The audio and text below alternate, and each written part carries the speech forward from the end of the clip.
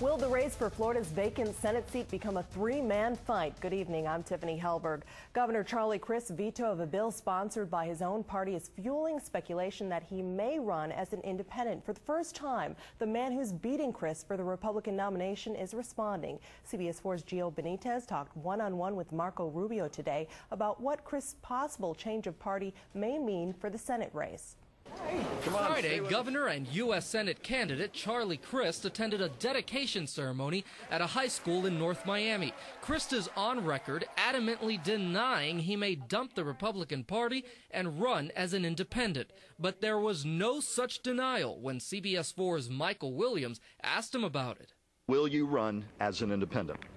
I am trying to come to this great school and honor Alonzo Mourning, and we'll look at that later on, not today. A whole lot of people have been looking at that. This just-released poll shows that only if Crist were to run as an independent, he would have a shot at winning the race against both Marco Rubio and Kendrick Meek. You have to be buoyed by the polls, though, that show that people appreciate that independent streak and are suggesting that you could do very well as an independent.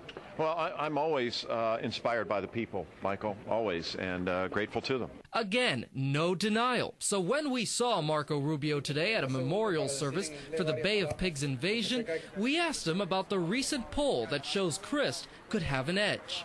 How do you feel about that? Well, I don't think a lot about polls. We used to be down by 30 points in the polls, and so we're excited about the polls that show us up by 25, 20 points in a Republican primary, but we don't focus on that. We focus on what we stand for, what's our campaign about, and it's about the belief that this country's headed in the wrong direction.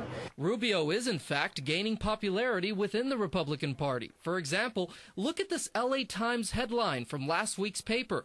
For a GOP in need of stars, Florida's Marco Rubio shines.